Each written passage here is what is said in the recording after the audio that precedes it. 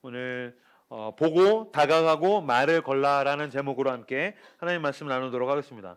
요나 시리즈가 끝났고 이제 다음 시리즈를 준비하는 고한 2, 3주 정도를 자유로운 주제로 함께 이야기를 나누기를 원하고, 오늘은 삭개오에 대한 이야기, 유명한 이야기죠. 삭개오에 대한 이야기를 함께 나누기 원합니다.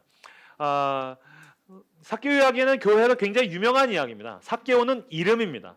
그리고 그에 대한 정보가 나오는데 2절에 보시면 삭개오라 이름하는 자가 있으니 세리장이요 또한 부자라. 그는 세리 중에서도 매니저급이었다는 거예요. 세리장. 세리는 로마의 세금 징수원입니다. 그러니까 이거는 그냥 단순히 세금을 걷는 사람, 돈을 관리하는 사람이 아니라 로마의 세금 징수원이라는 것은 무슨 뜻입니까? 이스라엘이 로마의 식민지였잖아요. 그러니까 마찬가지로 우리나라가 이제 일제시대 때 같은 한국인인데 창씨 개명해서 일본인 이름을 쓰면서 한국인이 한국인에게 이제 막 세금을 막 뜯어내는 사람. 그러니까 어떤 면에서는 이제 매국노죠. 나라를 팔아먹은 사람. 나라 앞잡이, 일본의 앞잡이. 그러니까 이런 식으로 지금 삭개오는 로마의 앞잡이면서 세금을 걷는데, 그는 세금을 걷는 사람 중에서 출세해가지고 세리장이 될 정도. 그리고 굉장히 그는 돈을 많이 가진 리치, 부유한 사람이었다라는 거예요. 이 사람에 대한 이야기를 조금 우리가 한번 추리해 볼 필요가 있습니다. 이름은 삭개오입니다. 근데 삭개오는 어떤 사람이었습니까? 3절에 보면 그가 예수께서 어떤 사람인가요? 보고자 하되 키가 작고 사람이 많아 할 수 없어. 키가 작았다. 그는 난쟁이. 지금 사실 난쟁이보다 외소증을 가진 사람이었습니다. 외소증 환자. 외소증이라는 것은 성장 과정에서 몸에 질환이 있어가지고 키가 140 이하로 내려갈 때 외소증입니다. 그러니까 키가 단순히 작다 수준이 아니고 140 안 되는 굉장히 키가 작은 사람이었습니다. 근데 키가 작아서 뭐 사람들이 뭐 너 난쟁이야, 너는 뭐 키가 작아, 이런 것도 문제인데 이름이 삭개오예요. 삭개오라는 이름은 순결하다라는 뜻입니다.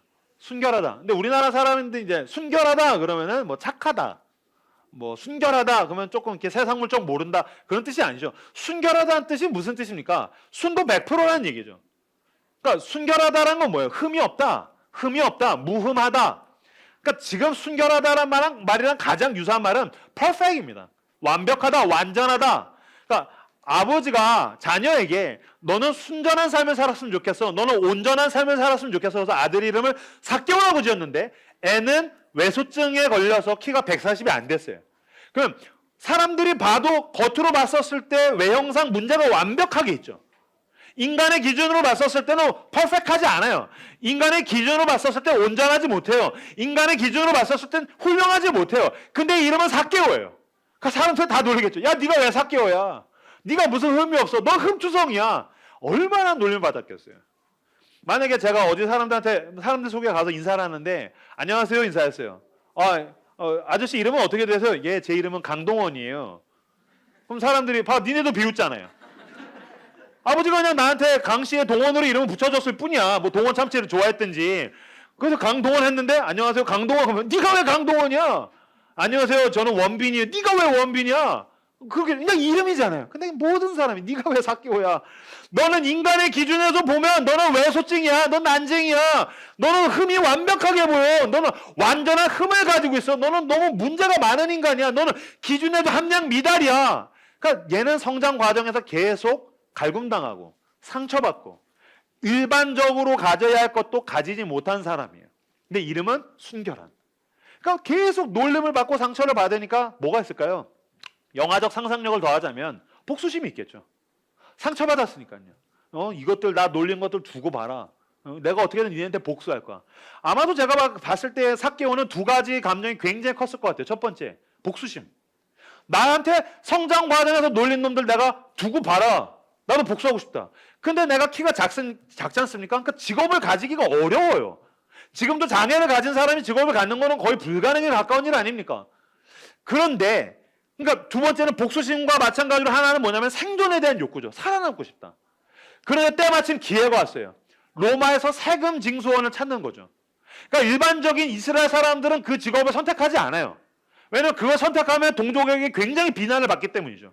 근데 삭개오는 오케이! 상관없어. 동족이고 뭐고 니네가 나한테 해준 게 뭐야? 나는 최대 세금을 뜯어가지고 니네를 괴롭게 만들고 나는 돈을 많이 모을 거야. 돈을 많이 모으면 그동안 나를 손가락질했던 놈들이 손가락질 못하게 될 거야. 내가 돈을 많이 모으면 사람들도 나와 함께 어울리고 싶어 할 거야. 돈을 많이 모으면 내가 평생에 가지고 있었던 결핍, 외롭고 고독하고 혼자 있었던 것들로부터 벗어날 수 있을지도 몰라 라는 생각을 가지게 되는 거죠. 그래서 그는 세금 징수원이 됐고 열심히 돈을 뜯었던 것 같아요. 세리장의 자리에까지 가게 돼요. 복수심이 있으니까 악랄하게 뜯었겠죠. 당시에 로마는 일정량의 세금을 거두면 그걸 넘어가는 모든 돈은 세리와 세리장이 마음대로 가질 수 있어요. 그러니까 많게는 2배, 4배, 10배씩 세금을 걷는 거예요. 세리와 세리장들이. 그러니까 지금 그가 부자가 되었다는 거는 로마에서 원하는 만큼만 착하게 거둔 게 아니죠. 악랄하게, 잔인하게.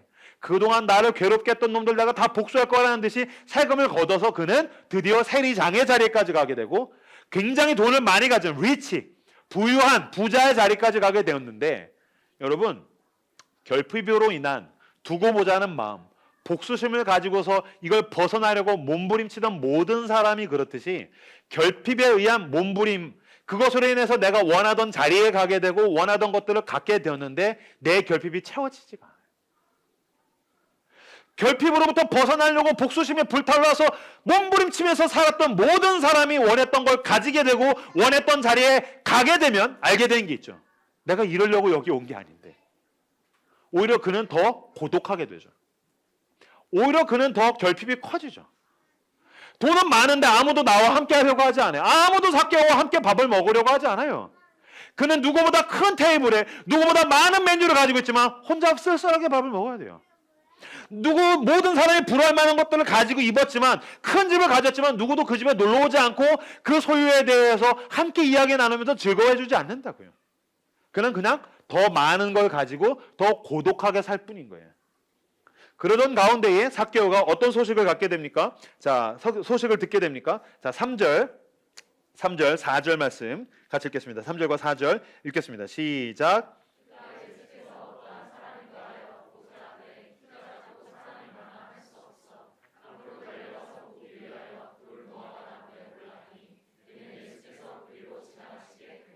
아멘. 그는 복수심에 불타올라서 세리라는 직업도 갖고 그걸 불사하고 그냥 더 잔인하게 악랄하게 돈을 걷어서 세리장이 되고 부자가 됐지만 여전히 그는 더 고독하고 결핍 덩어리, 내가 어떻게 살아야 될지 모르는 그런 가련한 불쌍한 사람이었어요. 그러는 가운데 예수에 대한 소식을 듣게 되죠.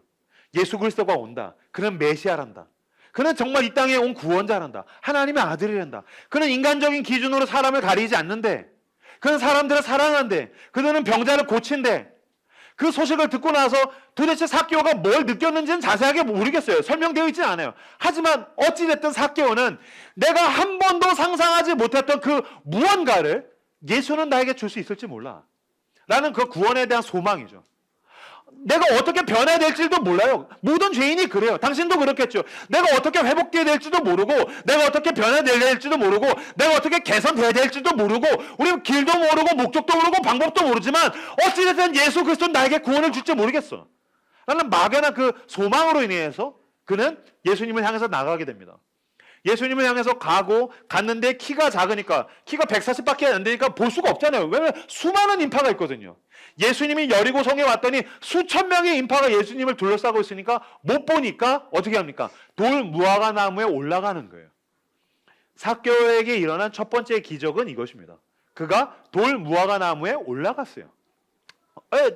예수 키가 작으니까 예수님을 보려고 돌 무화과 나무에 올라갈 수 있는 거 아닙니까? 아니죠. 여러분들이 가지고 있는 컴플렉스에 대해서 생각해 보세요. 여러분들이 가지고 있는 상처에 대해서 생각해 보세요. 그거랑 내 상처가 이렇게 있으면 그 근교에 있는 무언가를 향해서 사람이 접근하자마자 어떻게 합니까? 경고음을 내죠. 다가오지 마. 삥! 다가오지 마. 건들지 마. 말하지 마. 여기 더 들어오면은 그 속에는 내 상처가 있어. 컴플렉스가 있으면 다가오지 못하게 하죠. 저에 대해서 제가 할 수 있는 정도만 오픈을 하자면, 하나님께서 저를 만드실 때 재료를 만드시고 빚으셨는데 재료를 머리 쪽에 필요 이상으로 많이 쓰셔서 제가 남들보다 머리가 큽니다. 그래서 저는 늘 별명에는 머리의 크기, 큰 바위 얼굴, 대갈 장군, 그런 것들을 썼어요. 나중에 제가 이제 목사가 되고 나서 내가 설교할 때 가장 맨 뒤에 있는 사람도 내 표정을 보게 하시려고 주님께서 그 소명과 부르심 속에서 나를 그렇게 지으셨구나. 저는 거기에 대해서 이제 부르심에 대한 각성을 했지만 어렸을 때 그게 싫은 거예요. 나도 강동원처럼 머리 조그만하고 막 그랬으면 좋겠는데 왜 난 SD 버전인가? 게다가 중고등학교 시절에 이제 얼굴에 피부에 막 여드름도 되게 많았어요. 그래서 사람들 날 쳐다보면 내가 멋있어서 보는구나. 그냥 나를 보는구나. 이게 아니야. 왜? 너도 내가 피부가 안 좋아서 보나? 왜? 너도 내가 머리가 커서 보는 거야? 그러니까 그냥 쳐다보면 짜증나는 거예요. 그런데 내가 만약에 그걸 대놓고 드러내는 자리에 간다고? 그런 일은 있을 수 없죠. 마찬가지로 삭개오가 키가 140인데 무대 위에 가서 스포트라이트를 받는 자리에 수많은 사람들이 쳐다보는 자리에 그 자리에 올라간다고요? 그건 있을 수 없는 일이죠. 사람들 앞에 드러나는 것 자체가 싫은 거예요. 그냥 조용히 있고 숨어 있고 아니면 다 가려놓고 단상 위에서 이렇게 키 큰 척하고 있고 그런 거 원할지라도 나 키가 작아 그래서 내가 나무 위에 올라갔어 라는 거를 삭개오가 하겠다고. 그런 일은 삭개오에게 일어날 수 없는 일이에요. 그는 오직 한 가지 목적에만 사로잡혔기 때문에 나무 위로 올라간 거예요. 뭐예요? 난 예수를 보겠다. 예수를 보면 뭔가 일어날지도 모르겠어요. 어떤 일이 내 인생에 일어날지 나는 모르겠어. 예수가 나에게 뭘 할지도 모르겠어. 하지만 어쨌든 내가 가지고 있는 영역에서 나는 이게 끝이야. 이걸로 해결되지 않는다면 그 너머에 있는 예수 그리스도, 그 너머에 있는 하나님을 향해서 나는 어쨌든 시도하겠어. 난 하나님을 향해서 도전하겠어. 하나님을 향해서 난 한 번도 안 해봤던 일을 하고 싶어. 어쨌든 예수를 향한 그 집중력, 예수를 향한 열망, 그게 나무 위로 올라가게 만들었다는 거예요. 여러분, 우리가 예배 가운데로 나갑니다. 예배 가운데로 나갈 때에 우리에게 필요한 것이 무엇입니까? 돌 무화과 나무 위로 올라가는 그 예수 그리스도를 향한 그 갈망입니다. 은혜를 향한 열망이요.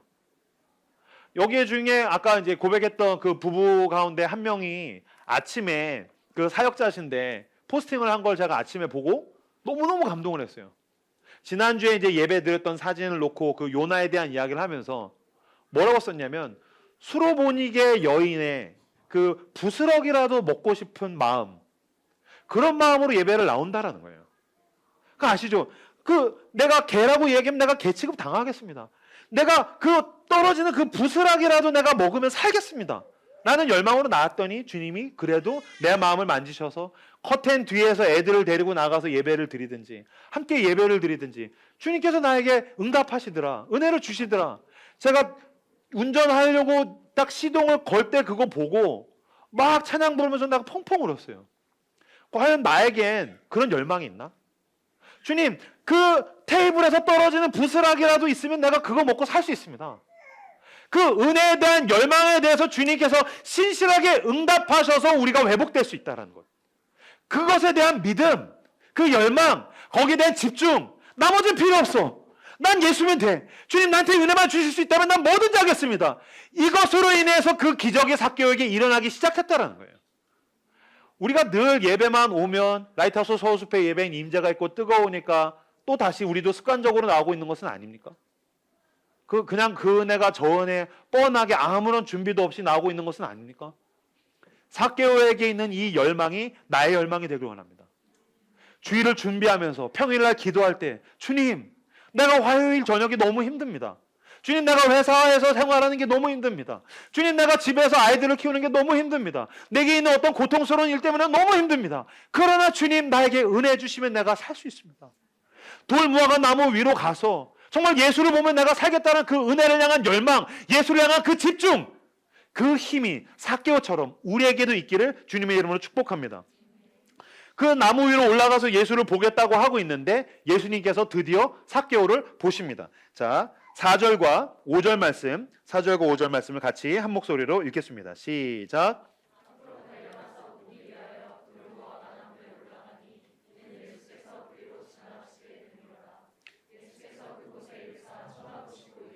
삭개오야 속히 내려오라. 내가 오늘 내 집에 유하여야 하겠다 하시니. 아멘.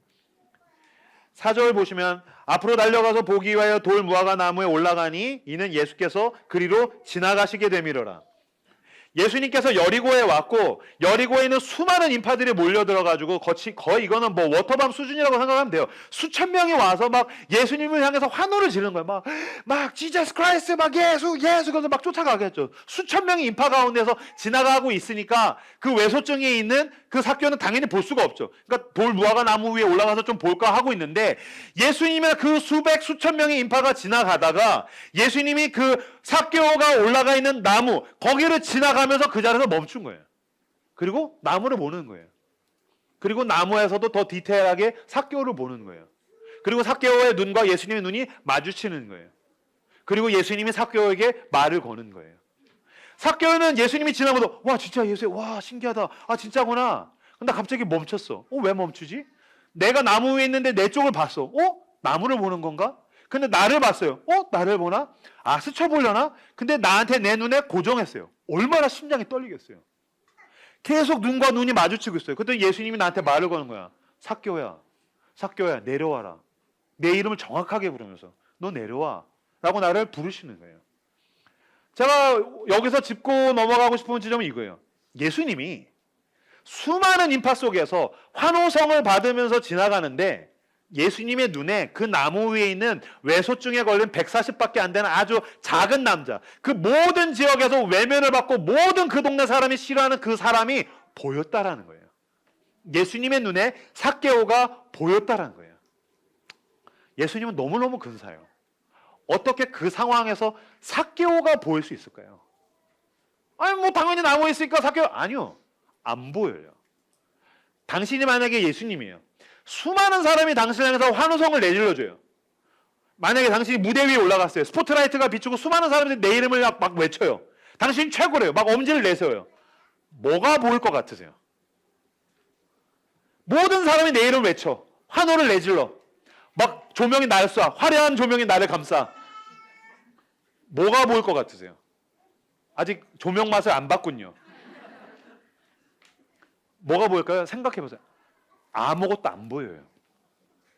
아무것도 안 보여요. 뭐만 보이냐면요. 조명을 받고 있는 나만 보여요. 화려한 조명이 나를 감싸면 역시 난 이명규야. 오케이. 내가 뭔가 보여주겠어. 역시 기다려. 나는 여기까지 오기 위해서 남들보다 덜 자고 더 노력해서 나는 고군분투해서 여기까지 왔지. 뭐만 보이냐면요. 조명을 받고 있는 나만 보여요. 내 욕망만 보여요. 아무도 사람이 안 보여요. 어차피 조명에 비추면 가려져서 사람 안 보이지만 내가 막 사람들에게 칭송받을 땐 사람이 안 보여요.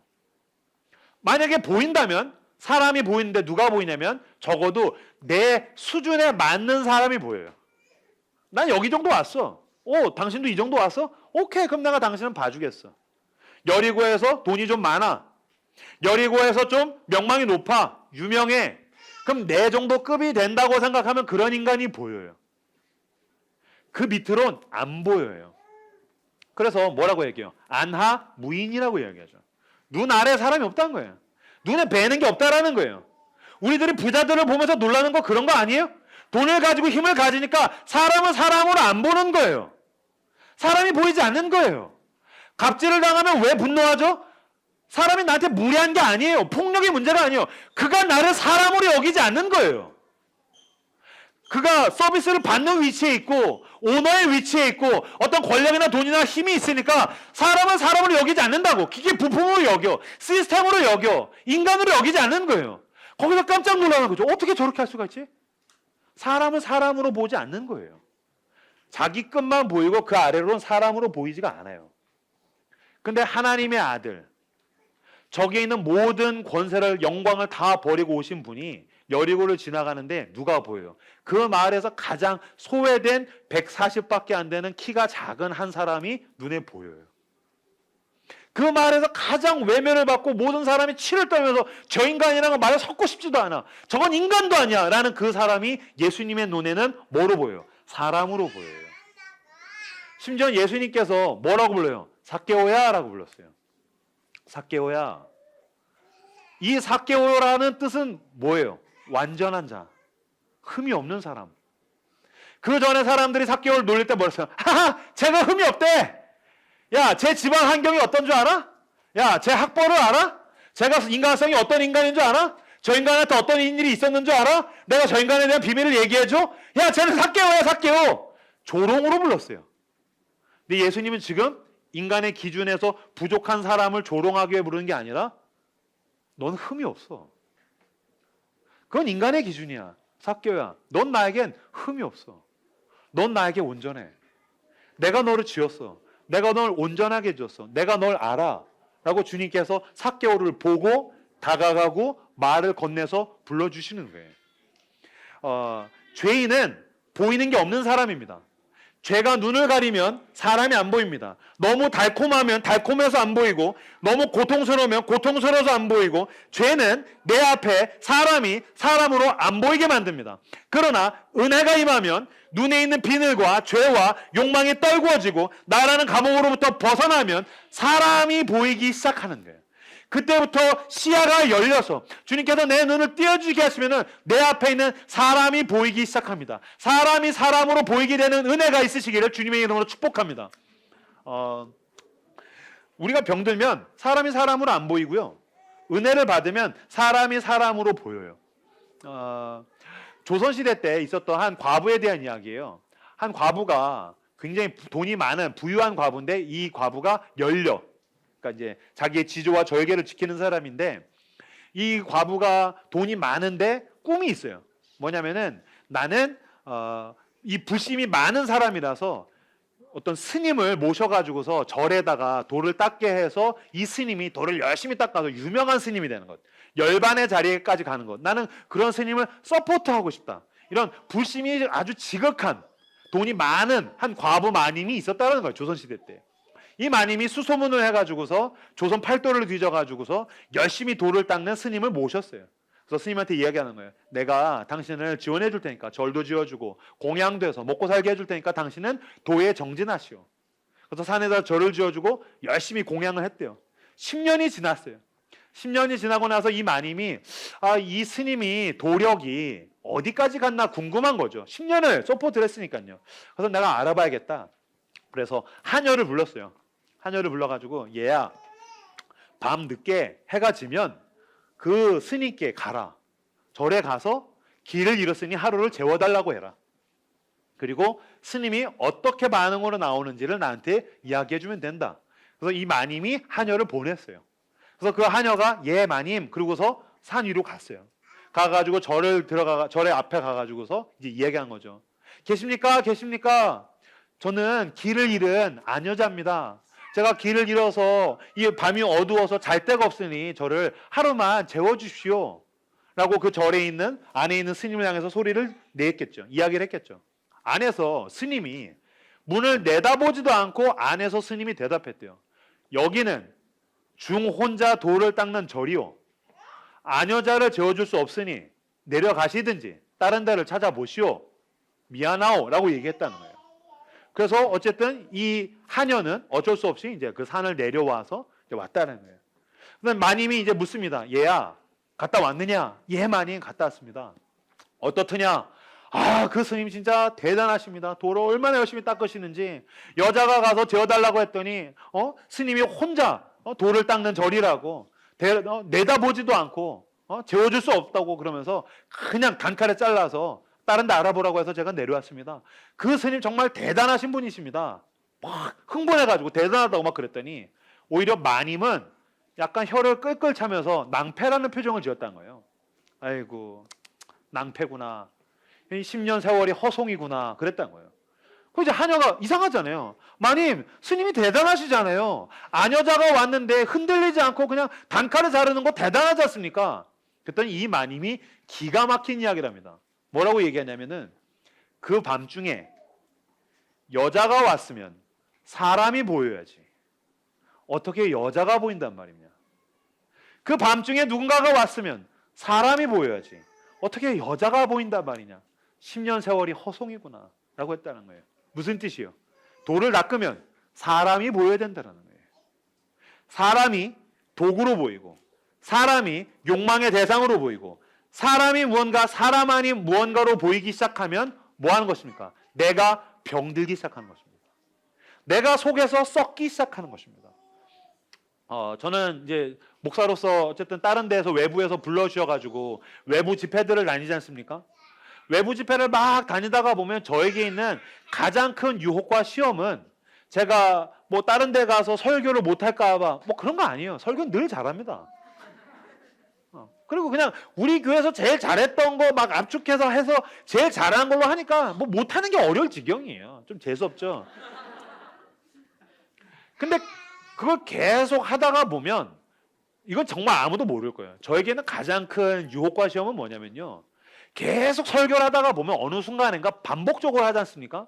그러면 사람이 사람으로 안 보이기 시작해요. 100명, 1000명, 10명, 2000명 사람으로 안 보여요. 그냥 머릿수로 보여요. 그냥 이렇게 보여요. 군중으로 보여요. 내가 웃기면 웃고 감동 주면 감동하고 울리면 울고. 그럼 내가 사람이 보이는 게 아니라 군중으로 보여요. 그때부터 저는 속에서 위험하다라는 신호를 받아요. 아, 형규야, 너 이거 병드는 거야. 너 이거 문제 있어. 사람이 안 보여. 하나님은 나를 사람에게 보내셔서 사람과 사람으로서 하나님의 마음을 나누기를 원하시는데 어느 순간엔간 군중으로 보이고 군중을 말로써 조종하는 내가 무언가로 된다면 이건 형규야, 너는 문제가 큰 거야. 제 속에서 사람이 안 보이기 시작할 때 제가 하는 게 있어요. 혼자 솔루션이 있어요. 집회 장소가 있지 않습니까? 그러면 한 2시간쯤 미리 가요. 차를 교회에다가 근처에다 대놓고 쭉 그 동네를 산책해요. 특히 저는 그 동네에 있는 시장을 가요. 쭉 시장 혼자 하나님께 말을 두리번 걸면서 시장을 가요. 하나님, 제가 지금 사람이 보이지가 않아요. 사람의 마음이 보이지가 않아요. 제가 사람한테 관심이 없어요. 내 마음이 병드는 것 같아요. 주님, 사람을 보여주세요. 그래서 이렇게 시장을 쭉 가요. 시장을 가서 쭉 이렇게 다니다가 보면은 슬슬 사람이 보이기 시작해요. 뭐 얼어붙었던 마음들이 녹고 내 안에서 다시 생명력들이 부어지기 시작해요. 할머니의 주름살이 보여요. 아, 저 할머니가 지금 열심히 장사를 하고 계시네. 아저씨가 장사가 안 돼서 한숨 쉬는 게 보여요. 아이고, 저 아저씨 저거 닭꼬치 안 팔리면 나중에 집에 갈 때 처자식한테 면이 안 쓸 텐데 내가 사줘야겠다. 아저씨 닭꼬치 주세요. 이야기 나누면서 이 사람은 어디서 사는 어떤 사람일까? 이 사람은 닭꼬치를 하루 종일 팔고 나면 집에 가서 처자식이랑 어떤 대화를 하게 될까? 아저씨의 한숨이 보이고 콩나물을 깎기 위해서 막 실갱이하고 있는 아줌마의 목소리가 들리고 사람들의 생동감이 보여요. 그렇게 1시간, 2시간을 산책을 하고 나면 사람이 보이기 시작해요. 그럼 우선 다른 사람 아무도 내가 설교할 때 그 차이를 몰라도 내가 살겠어요. 그러고 나서 집회하려고 딱 가면 사람이 보여요. 그렇게 막 산책하면서 사람이 보이고 나면 하나님이 내 마음에 말씀하신 것 같아요. 형규야, 넌 이런 사람들한테 설교해야 돼. 아, 구로에는 이런 사람들이 사는구나. 익산에는 이런 사람들이 사는구나. 아, 대구에는 이런 사람들이 사는구나. 사람이 보이면 나는 사람을 향해서 보내져서 사람에게 일하는 사람이에요. 여러분, 오해하면 안 됩니다. 자본주의 사회가 자꾸 사람을 기계화하고 사람을 도구화해요. 우리는 사람에게 보내져서 사람과 사람을 함께 보고 사람이 보이고 그 사람이 보이면 사람에게 다가가고 말을 거는 저 여러분들 다 되시기를 주님의 이름으로 축복합니다. 예수님이 그 삭개오를 보고 어떻게 하시게 됩니까? 자, 4절에서 8절까지 말씀, 4절에서 8절 말씀을 같이 한 목소리로 읽겠습니다. 시작.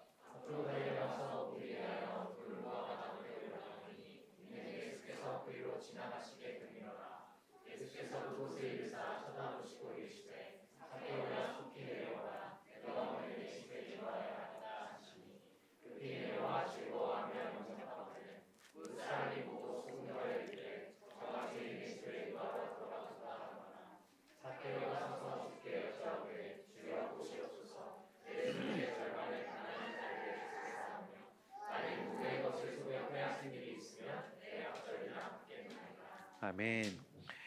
예수님께서 가다가 삭개오를 보고 그전에는 기준에서 벗어난 부족한 외소증 환자, 기준에서 또 넘어간 매국노, 그러나 예수님은 삭개오를 사람으로, 온전한 사람으로 하나님의 형상으로 봐주었죠.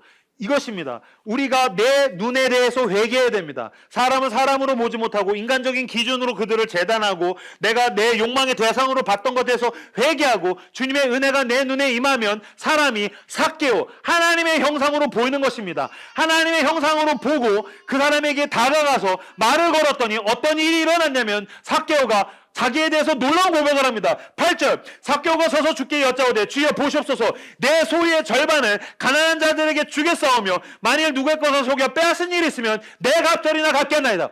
이건 거의 전 재산을 헌신하겠다라는 거예요. 이건 얼마나 대단합니까? 어떤 21세기 2022년을 살아간 사람이 예배에서 은혜 받았다고 전 재산을 헌신한단 말입니까? 누가 전 재산을 팔아서 자선 사업가의 자리에 갈 수 있겠습니까? 근데 삭개오가 했습니다. 그래서 사실 제가 오늘 설교 때 길게 얘기는 하지 않겠지만 사실 이 본문을 더 은혜 있게 보려면 누가복음 18장에 있는 부자 관리와 병행해서 봐야 됩니다. 한 청년, 그는 하나님의 말씀대로 살려고 고군분투했던 청년. 하지만 사실은 복음이 무엇인지 모르고 하나님의 마음을 모르고 종교성 안에 갇혀있던 한 청년이 예수님께 이야기합니다. 난 성경에서 이야기하는 모든 율법을 지켰습니다. 내가 뭘 더 하면 될까요? 예수님께서 이야기합니다. 네 재산을 팔아서 날 따라와라. 그랬더니 그 부자 청년이 뭐라고 합니까? 심히 근심하며 돌아가니라. 하나님의 율법을 다 지키는 자에게도 전 재산을 헌신하는 것은 힘든 일이었습니다. 하나님의 마음을 몰랐기 때문입니다. 하나님이 무엇을 원하시는지 몰랐기 때문입니다. 그는 복음을 몰랐기 때문입니다. 종교로는 그러한 기적이 일어나지 않습니다. 그런데 오늘 삭개오는 예수님이 보고 그런 하나님의 형상 진짜 삭개오로 봐주고 다가가고 말을 건네었더니 삭개오가 전 재산을 투척하는 매국노에서 자선사업가로 변화되게 되었습니다. 근데 이 기적이 우리에게 더 놀라운 것은 뭐냐면 이 기적은 예수님만 할 수 있는 일이 아니기 때문입니다. 예수님만 할 수 있나요? 예수님이 삭개오를 어떻게 변화시켰나요? 보고 다가가고 말을 건 것입니다. 만약에 예수님이 오병이어로 삭개오를 변화시켰어요. 떡 5개를 가지고 5,000명분을 만드는 다음에 삭개오가 변화됐어요. 이거 대단하죠. 떡 5개로 5,000명분. 무한리필의 원조는 예수님이에요. 예수님 막 떡을 무한리필 해줬어요. 그때 삭개오가 우와 이 정도 무한리필이면 내가 걱정이 없겠군요. 내 전 재산을 투척하겠습니다. 우린 못하죠. 난 못하죠. 만약에 예수님이 물 위를 걸어와요. 그래서 삭개오가 변했어요. 난 못하죠. 예수님이 만약에 죽은 자를 살려요. 그래서 삭개오가 변해요. 나는 못하죠. 그러나 예수님은 딱 3가지 하셨어요. 보고 다가가고 말을 걸었어요. 삭개오에게 이거 외에 한 일이 없어요. 근데 삭개오는 매국노의 자리에서 자선사업가로 하나님의 사람으로 변화되게 되었다는 것입니다. 이것이 사람을 사람으로 봐주고 그들에게 애정을 가지고 다가가고 그들과 이야기 나누는 것에 대한 힘입니다. 제가 저희 딸에게 적어준 시가 있어요. 제가 굉장히 좋아하는 시고 정말 눈물 지을 때도 여러 번 되는데 제가 저희 딸이 한글 읽게 되면서 제가 자필로도 적어줬던 적이 있는데 마종하 시인의 딸을 위한 시라는 시예요. 제가 읽어주고 여러분은 눈으로 따라와 주십시오. 한 시인이 어린 딸에게 말했다. 착한 사람도 공부 잘하는 사람도 다 말고 관찰을 잘하는 사람이 되라고. 겨울 창가의 양파는 어떻게 뿌리 내리며 사람은 언제 웃고 언제 우는지를 오늘은 학교에 가서 도시락을 안 싸온 아이가 누구인가를 살펴서 함께 나누어 먹으라고. 이게 보는 힘이에요. 착한 사람도 위대한 사람도 대단한 사람도 종교적인 걸 다 지켜도 거기선 일어나지 않았던 일이 관찰과 사람을 사람으로 봐주고 다가가고 복음이 있는 사람이 하나님의 사랑이 있는 사람이 누군가를 그 사랑으로 봐주고 그 사랑으로 다가가고 그 사랑으로 말을 걸었더니 그 사람이 위대한 자선사업가로 변화되더라. 그 사람이 하나님의 사람으로 회복되더라. 그 놀라운 기적이 여러분에게도 동일하게 일어나기를 주님의 이름으로 축복합니다. 하나님이 당신에게 이야기하십니다. 우리가 할 수 없는 일을 통해서 세상에 대단한 일들을 이뤄내는 것이 아니라 예수님이 한 3가지 일을 하면 똑같이 놀라운 기적이 우리의 삶에 나타날 수 있을 거라고 우리 주인 되시는 예수 그리스도께서 그의 제자들에게 말씀하십니다. 사랑으로 보고 사랑으로 다가가고 사랑으로 말하면 그가 사랑하고 그가 변화되고 그가 회복되는 일이 우리에게도 동일하게 일어나게 될 줄로 믿습니다. 그 일을 위해서 주님께서 우리 가운데 임하시고 찾아오신 거예요. 10절 말씀을 같이 읽어보시겠습니까? 10절 말씀 같이 읽겠습니다. 10절 읽겠습니다. 시작. 아멘. 예수님께서 보고 다가가고 말을 걸어서 삭개오를 변화시킨 다음에 예수님께서 자기의 소명에 대해서 이야기하셨어요. 난 이것 때문에 왔어. 기적을 하든지 기적을 못하든지 가난하든지 부유하든지 건강하든지 병약하든지 그건 중요하지 않아. 내가 이 땅에 온 소명은, 하나님의 사람의 소명은 인자는 잃어버린 자를 찾아 구원하는 것이다.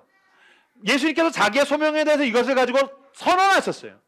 마찬가지로 그리스도를 따르는 자들의 소명, 우리가 이 도시를 살아가는 이유는 이것입니다. 잃어버린 자를 찾아 구원하는 것입니다. 이걸 영어 성경으로 보면 세 가지의 동사가 쓰였습니다. 첫 번째, lost, 잃어버린 자를. 두 번째, seek, 찾아서. 세 번째, save. save는 우리의 영역이 아닙니다. 그건 하나님이 하시는 것입니다. 하나님이 우리를 통해서 save, 이 도시를 구원하기를 원하고 우리 주변에 있는 어떤 삭개오들을 구원하기를 원하십니다. 그런데 구원은 내가 못해도 이 두 가지 동사에 대해서 우리는 모두 함께 할 수 있습니다. lost, 잃어버린 자를 어떻게 한 겁니까? seek, 찾는 것입니다. 당신은 일주일 내내 찾아 헤맵니다. 넷플릭스에서 더 이상 볼 게 없어서 언제 개봉하는지 예고편을 찾아보고 뭐 어떤 넷플릭스가 나를 즐겁게 해줄지 유튜브에서 끊임없이 찾아 헤맵니다. 나에게 즐거움을 주는 정보들, 나에게 돈을 벌어다 줄 정보들, 나에게 도움이 되는 정보들. 네이버에서 더 이상 찾을 게 없는데도 계속해서 뉴스거리를 찾아 헤맵니다. 취미에 대해서 블로그를 찾아가서 검색을 하고 찾아 헤매입니다. 나를 사랑해 줄 사람을 찾아 헤매입니다. 나에게 돈이 될 만한 것들을 찾아 헤매입니다. 그렇다면 우리의 소명, 이 도시에 있는 로스, 하나님께서 잃어버린 사람을 우리가 찾아 헤매기를 원하는데 우리는 거기에 대해서 관심이 없단 말입니다. 주님은 당신이 주식을 찾고 부동산을 찾고 넷플릭스를 찾고 유튜브를 찾듯이 당신이 잃어버린 사람을 찾아 헤매기를 원하십니다. 쉽게 뭐 전도라고 이야기하든지 사랑이라고 이야기하든지 헌신하고 이야기하든지 그건 그냥 교회에서 머릿수를 늘리기 위한 운동이 아니라는 겁니다. 뭐 전도 집회라니까 사람들을 데리고 오십시오 초청해가지고서 연예인 불러서, 아니요, 그거보다 더 본질적인 거예요. 이건 우리의 소명에 대한 거고 내가 이 도시를 살아가는 이유에 대한 거예요. 우리 딸이 고래밥을 좋아하고 깐초를 좋아하고 요새는 닭다리를 좋아하는 이유는 닭다리가 맛있기도 하지만 뜯으면 거기에 숨은 그림 찾기가 있어요. 거기에 숨겨져 있는 그림이 있죠. 닭다리를 먹으면서 그거를 찾아요. 저는 아무 관심 없는데 딸은 그걸 계속 찾아요. 마찬가지예요. 주님은 당신의 그 일상 가운데에 삭개오들을 숨겨주셨어요.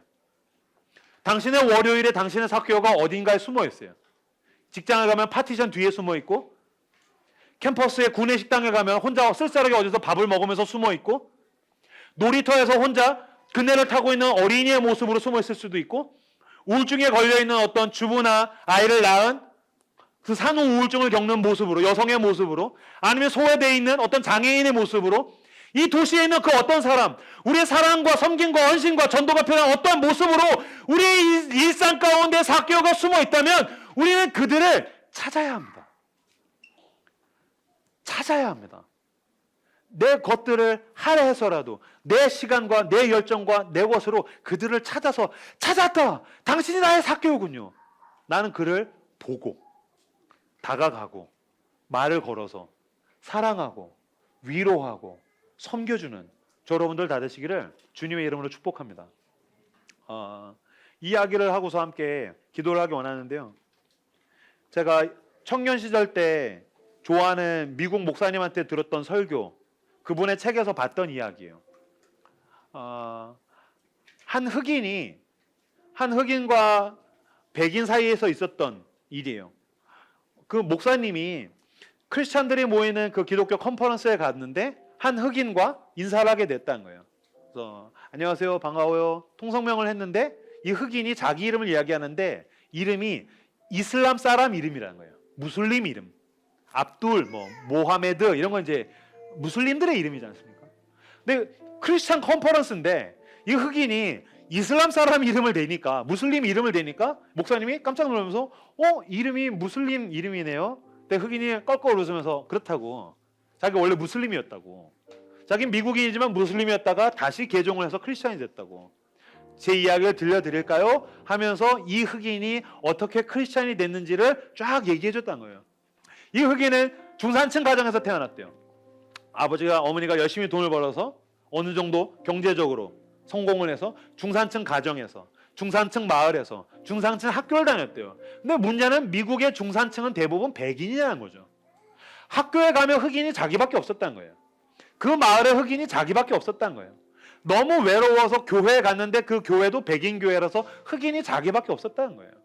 아무도 나에게 말을 걸어주지 않고 자기는 늘 소외되고 끼일 수 없고, 그래가지고 나는 어떻게나 늘 외롭고 고독하고 쓸쓸하게 살면서 공부를 해서 대학을 갔는데 좋은 대학에 갔더니 대학도 백인만 있더래요. 근데 자기를 반겨준 사람들이 있었는데 그 사람들이 이슬람교 동아리였대요. 그냥 원해서 간 게 아니라 자기를 환영해주고 자기랑 어울려주는 사람은 이슬람교 동아리인 거예요. 가서 그들과 어울리다가 이슬람교를 받아들이고 개종해서 이슬람교를 믿고 이슬람 이름도 쓰게 된 거죠. 그리고 대학을 졸업하고 작은 사업을 해서 사업이 좀 돼서 중소기업의 사장 정도 됐다는 거예요. 중년이 되어서 어느 날 이제 자기랑 같이 자기처럼 회사를 하고 있는 사람, 여기랑 관련 있는 사람들이 파티를 한다 그래가지고서 초청을 받아서 그 집에 놀러 갔는데 젠장 이번에도 갔더니 다 백인이더라는 거예요. 근데 백인이랑 친구가 될 수도 있겠지만 이 사람은 본능적으로 그 삶에서 학습된 것처럼 백인들이 있으면 난 어울릴 수 없어. 거실에서 백인들이 막 자기들끼리 파티를 하고 있으면 자기는 음료를 들고서 백인들이 어울리는 거실로부터 빠져나와서 부엌에서 혼자 음료를 마셨다는 거예요. 저쪽에서는 백인들끼리 막 이야기 나누고 있고. 그래서 또 역시 나는 그냥 혼자가 익숙하고 뭐 더 이상 어떤 생각을 하지도 않겠죠. 그냥 그 자리가 자기 자리라고 생각하니까요. 그냥 부엌에서 거실을 바라보면서 음료를 마시고 있는데 거실에 몇 개 그룹이 있는데 그 그룹에서 대화를 주도하던 한 백인이, 그러니까 인싸죠. 대화를 막 주도하던 사람이 갑자기 자기를 쓱 쳐다봤대요. 쓱 쳐다보더니 이번에는 계속 응시하다가 사람들에게 양해를 구하고 이 흑인이 있는 부엌을 향해서 걸어오더라는 거예요. 이 흑인 말로 저 사람이 왜 날 쳐다보지? 왜 날 응시하지? 왜 걸어오지? 마치 여자가 날 향해서 걸어온 것도 아닌데 너무 심장이 막 두근거렸대요. 이 사람이 걸어와서 이 백인이 흑인에게 말을 건네요. 왜 여기서 있어요? 그래서 막 이야기를 이제 나누기 시작했던 거예요. 둘이 이야기를 나누다가 아주 가벼운 이야기를 하다가 서로 통성명을 했는데 이제 이슬람 이름이잖아요. 그랬더니 이 백인이 자기는 크리스찬이라고. 자기는 크리스찬이고 자기는 무슬림이라는 이야기가 서로 오가자마자 우리의 대화는 이제 여기서 끝나겠구나. 이슬람 사람이랑은 상대 안 한다 하면서 돌아서겠구나라고 생각했는데 의외로 이 백인이 뭐라고 하냐면 나는 무슬림 처음 봤다. 난 이슬람교 모른다. 너무 흥미있다. 당신의 얘기를 나한테 해달라. 그러면서 그러더래요. 매주 일주일에 한 번씩 나랑 아침 먹으면서 당신이 알고 있는 이슬람교에 대한 이야기를 나에게 해줄 수 있냐 라고 이 백인 크리스찬이 묻더라는 거예요. 그래서 너무 이상하니까 그러자. 알았다. 나도 당신이랑 대화하는 거 즐겁다. 그래서 매주 아침에 한 번씩 만나서 둘이서 이야기를 나누고 이 흑인이 백인 크리스찬에게 이슬람교에 대한 이야기를 해줬어요. 한 주, 두 주, 세 주가 지나서 6주가 지났다는 거예요. 6주가 지나고 나니까 이 흑인이 더 이상 이슬람교에 대해 할 말이 없더래요. 근데 이 아침의 모임이 좋거든요. 그러니까 이 흑인이 요청합니다. 난 이제 내가 알고 있는 이슬람교 얘기는 다 했어. 이제 너 크리스찬이라며. 너 그리스도의 제자라며. 너가 알고 있는 기독교에 대한 이야기를 해줘.